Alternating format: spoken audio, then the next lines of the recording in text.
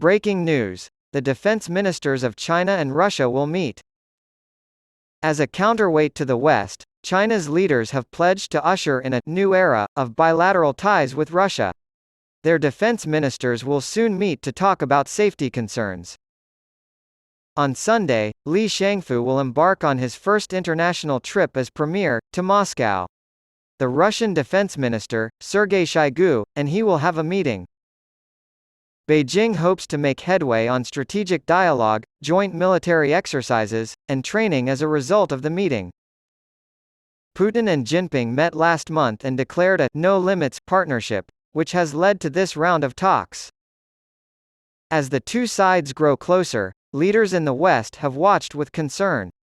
They have called it a red line, and warned China not to cross it by selling weapons to Russia. The Chinese government has reiterated its position. On Friday, Foreign Minister Qin Gang said, China adopts a prudent and responsible attitude, and will not provide weapons to the relevant parties in the conflict. However, there is still worry among some Western officials. EU Foreign Policy Chief Josep Borrell expressed concern on Thursday about the difficulty of sustaining a relationship of trust. He explained that, initially, they are requesting China's assistance in pursuing a political solution predicated on the withdrawal of Russian troops. Olena Lushchik's family celebrated a special holiday on March 14. Lushchik, a 49-year-old Ukrainian accountant, said through an interpreter, "It is my mother's birthday." However, on March 14, 2022, everything changed. Lushchik claimed, "We were at home when it started. My daughter's screams woke us up from the night of heavy shelling. I can't get these screams out of my head." Lushchik said that she and her family of husband and two children, ages 14 and 12, were living in Kharkiv when the city was bombed by the Russians. Kharkiv, in the northeast of the country, saw fierce fighting in the early months of the war between Russians and Ukrainians over who would control the city. Lushchik claimed, "I jumped out of the bed. I was at a loss for words and didn't know how to soothe her. It was terrifying." According to Lushchik, they were warned that shelling would increase that day, so they hid in the basement of their building. "We couldn't believe this was actually happening to us," she admitted. Feeling the shockwaves from the bombs was terrifying. Everything was vibrating, from the walls to the air. Lushchik claims that the loss of electricity was the turning point in her story, and she pauses here to emphasize that, "We lived normal lives, prior to the war. Our kids were in school and both of us were working.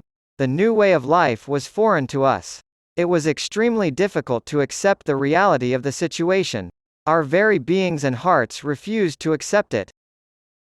Lushchik stated that she has blocked out certain events during this time period, but that she does remember that they spent, some days, underground. According to Lushchik, Russian aircraft increased their bombing of the area around this time. She described the bombing of central Kharkiv as really terrible, particularly because it occurred at night and the planes were flying directly overhead. "We decided to leave Ukraine because it was so terrifying," Lushchik said. "We spent the entire night packing, and we left as soon as curfew ended. We aimed to travel to Ukraine's western regions. We took 2 cars full of people, plus a dog and a cat.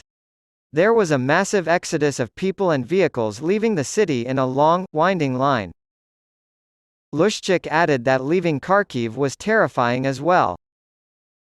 "The destruction was really close," she said, "because we saw destroyed houses, the college was bombed, and there were broken trees all along the road." Lushchik said that before setting out on their journey, she berated herself for forgetting to paint the word "children" on the car, as many Ukrainian parents were doing in the hopes that this would protect their vehicles from being shelled while carrying refugees.